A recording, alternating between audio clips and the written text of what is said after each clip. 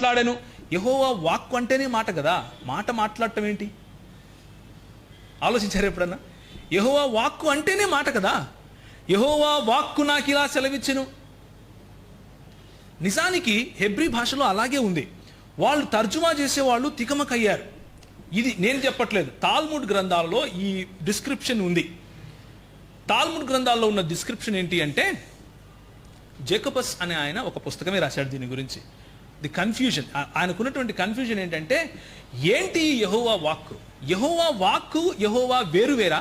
యెహోవా వాక్కు వెళ్ళి సృష్టించినట్లుగా ఉంది, యెహోవా వాక్కు వెళ్ళి స్వస్థపరిచినట్లుగా ఉంది, యెహోవా వాక్కు వెళ్ళి గద్దించినట్లుగా ఉంది, యెహోవా వాక్కు వెళ్ళి అన్ని చేసినట్లుగా ఉంది. కానీ యెహోవా మాత్రం కాదు అన్నట్లుగా కూడా ఉంది. యెహోవా మరియు యెహోవా వాక్కుల మధ్య ఒక డిస్టింక్ట్, లేకపోతే ఒక డిస్టింక్షన్ కనిపిస్తూ ఉంది, వేరు వేరు అన్నట్లుగా కనిపిస్తూ ఉంది. ఏంటిది అని వాళ్ళ తాల్ముడ్ గ్రంథాల్లో రాసుకుంటే, దాన్ని అడ్రస్ చేస్తూ యోహాను తన సువార్త రాస్తాడు. ఏమని? ఆదియందు వాక్యము ఎవరితో ఉండెను?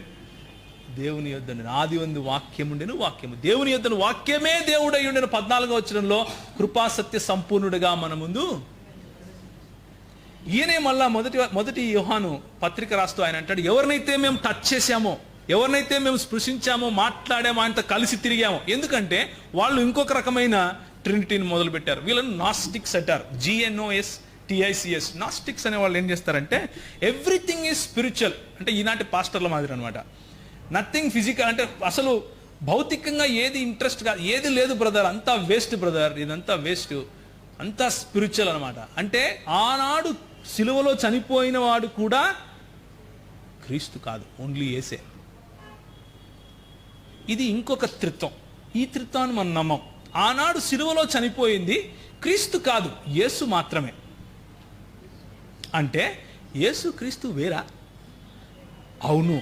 నాస్టిక్స్ అనే వాళ్ళు ఇలాగే చెప్తారు. ఏమని చెప్తారు అంటే, anything physical can not be true,